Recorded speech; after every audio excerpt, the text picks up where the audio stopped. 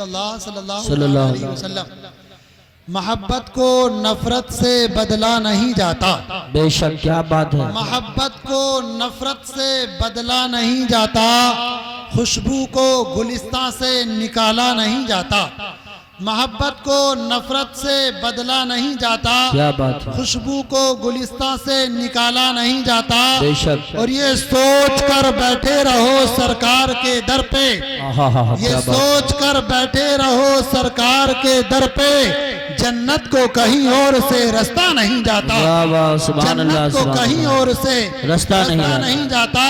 یوں تو ہر انسان کسی نام سے منسوب ہے، لیکن یوں تو ہر انسان کسی نام سے منسوب ہے، لیکن جس شان سے نام محمد صلی اللہ علیہ وسلم، اس شان سے کسی نام کو چوما نہیں جاتا، بے شک، اس شان سے کسی نام کو چوما نہیں جاتا، اور بندے ہو جس کے اس کی عبادت کیا کرو، بندے ہو جس کے اس کی عبادت کیا کرو، ہر وقت نام پاک اسی کا لیا کرو، چاہے کوئی وظیفہ پڑھو یا دعا کرو، چاہے کوئی وظیفہ پڑھو یا دعا کرو، پہلے درود پاک نبی پر پڑھا کرو، واہ واہ واہ سبحان اللہ، درود پاک نبی پر پڑھا کرو، اور ایمان کے بعد سب سے بڑا فرض ہے نماز، واہ واہ واہ، ایمان کے بعد سب سے بڑا فرض ہے نماز، ہر ایک فرض سے اسے پہلے ادا کرو، واہ واہ ہر ایک فرض سے نعرے تکبیر،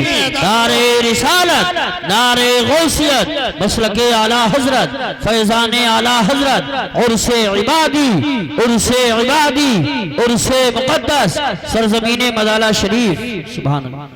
ایمان کے بعد سب سے بڑا فرض ہے نماز، ایمان کے بعد سب سے بڑا فرض ہے نماز، ہر ایک فرض سے اسے پہلے ادا کرو، ہر ایک فرض سے اسے پہلے ادا کرو، اور جائز ہے اولیاء کے مزاروں کی حاضری، جائز ہے اولیاء کے مزاروں کی حاضری، سجدہ مگر خدا کے لیے ہی کیا کرو، سجدہ مگر خدا کے لیے ہی کیا کرو، اور اصحاب و اہل بیت سے بھی عشق ہو ضرور، اصحاب و اہل بیت سے بھی عشق ہو ضرور، مگر اپنے والدین کی خدمت کیا کرو، مگر اپنے والدین کی خدمت کیا کرو، اور فاروق اگر دعوی عشق رسول ہے، فاروق اگر دعوی عشق رسول ہے، تو ان کی ہر ایک ادا سے محبت کیا کرو، تو ان کی ہر ایک ادا سے محبت کیا کرو۔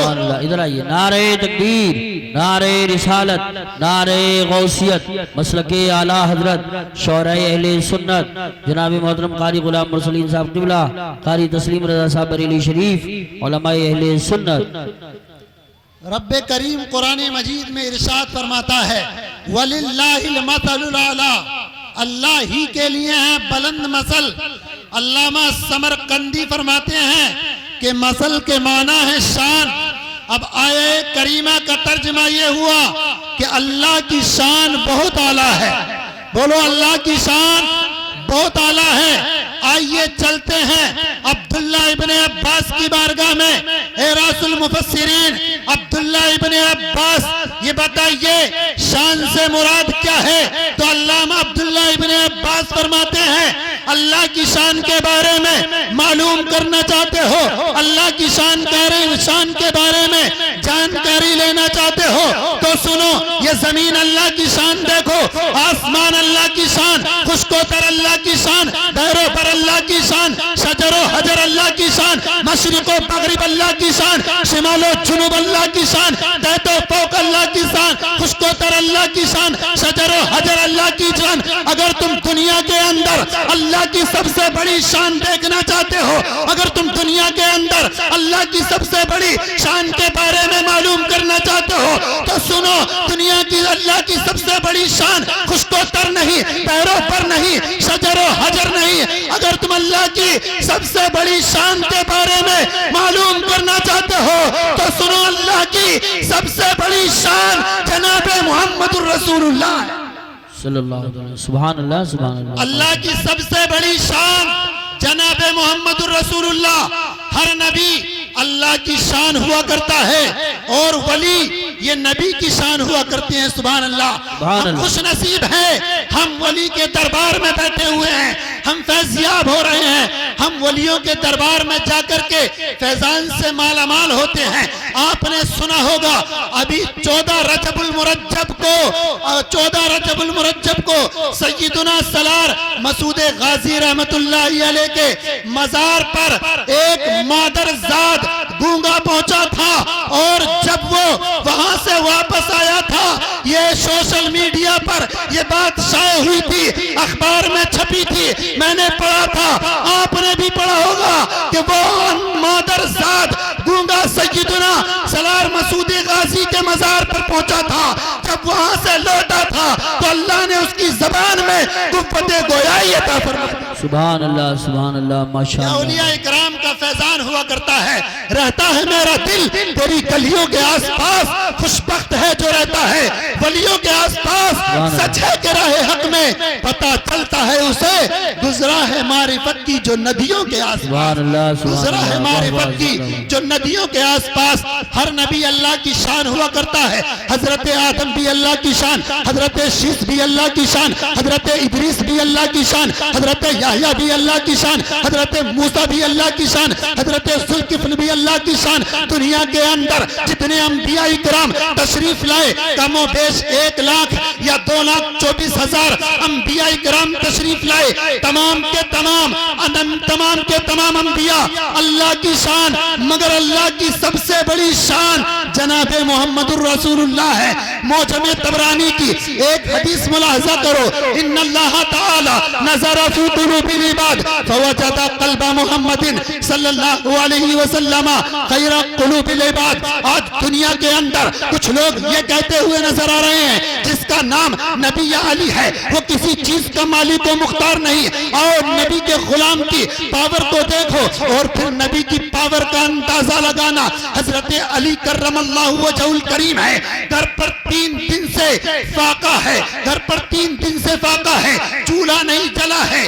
ادھر ابو جہل کے پاس ایک بھکاری آتا ہے, ایک مانگنے والا آتا ہے, اور آنے کے بعد ابو جہل کی تعریف کرتا ہے, اے مکے کے سب سے بڑے رئیس, میں غریب ہوں, مفلس ہوں, میرے پاس کچھ بھی نہیں ہے, مجھے کچھ عطا کر دیجئے, اپنی 2 بیٹیوں کی شادی کرنی ہے, کچھ دے دیجئے. تو ابو جہل نے بتایا, ابو جہل نے کہا میں تجھ کو ایک ایسا گھر بتاتا ہوں, ایسا در بتاتا ہوں, اگر اس دروازے پر چلا گیا, ایک بار جائے گا, کبھی دوبارہ کسی کے دروازے پر جانے کی تمنا نہیں کرے گا.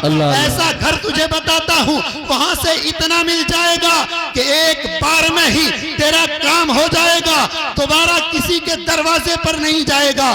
یہ بات تو بالکل سچ کہہ رہا تھا, لیکن دل میں بغض تھا, دل میں کینہ تھا, حسد تھا. یہ سوچ رہا تھا آج میں اس فقیر کو علی کے دروازے پر بھیجوں گا, خالی ہاتھ لوٹ کر کے واپس آ جائے گا. اللہ اکبر کبیرہ. اس ابو جہل نے اس سائل سے کہا ایک شرط ہے, میں اس کے دروازے پر تجھے پہنچا تو دوں گا, مگر میرا نام مت بتانا, میرا پتہ مت بتانا, کس نے بھیجا ہے. کہا ٹھیک ہے, میں آپ کا نام نہیں بتاؤں گا. المختصر یہ کہ ابو جہل نے اس سائل کو حضرت علی کرم اللہ وجہ الکریم کے دروازے پر بھیج دیا.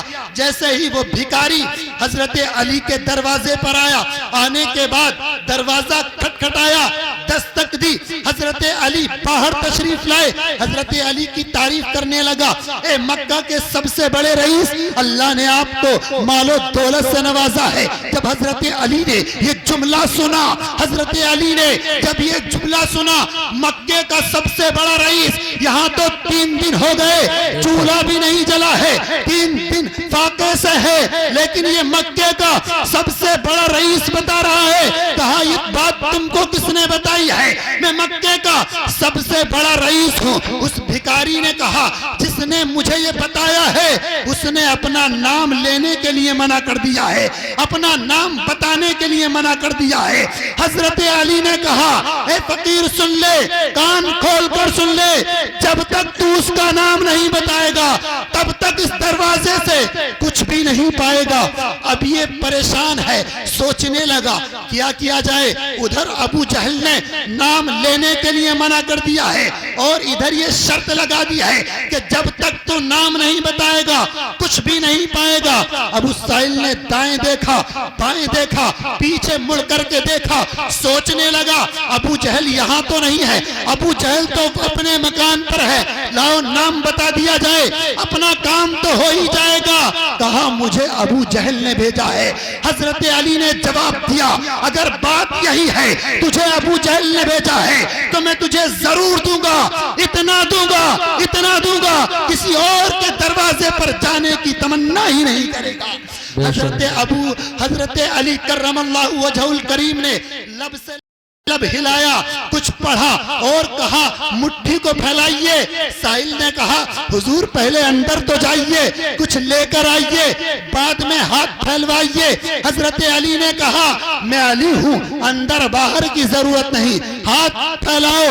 سائل نے ہاتھ پھیلایا, حضرت علی نے لب سے لب ہلایا, کچھ پڑھا اور پڑھنے کے بعد اس کی مٹھی میں اپنا تھوک شریف رکھ دیا اور آرڈر دے دیا نہ خود دیکھنا نہ کسی کو دکھانا, بلکہ جس نے تجھے بھیجا ہے سب سے پہلے اگر دکھانا تو اسی کو دکھانا. سبحان اللہ. نعرہ تکبیر, نعرہ رسالت, نعرہ غوثیت, مسلک اعلیٰ حضرت فیضان اعلیٰ حضرت مولانا انعام الحق صاحب. سبحان اللہ. ابو بھکاری چلا ہے, ہاتھ ملتا ہوا, سوچ رہا ہے ابو جہل نے تو کہا تھا اس دروازے سے اتنا ملے گا, کہیں جانے کی تمنا نہ کرو گے. علی نے تو مجھے کچھ بھی نہیں دیا ہے, جو دیا ہے وہ بھی میری مٹھی میں بند ہے, اسے بھی دیکھنے کے لیے منع کر دیا ہے.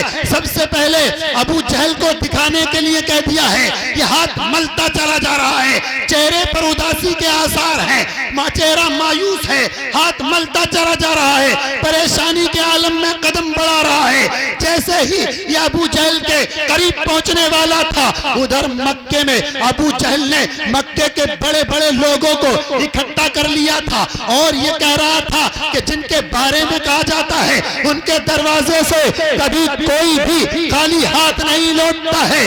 آج ہم دیکھتے ہیں کیسے ان کے دروازے سے مانگنے والا خالی ہاتھ نہیں لوٹے گا. آج یہ سوچ رہا ہے علی کے گھر پر 3 دن سے فاقہ ہے, علی کچھ نہیں دیں گے.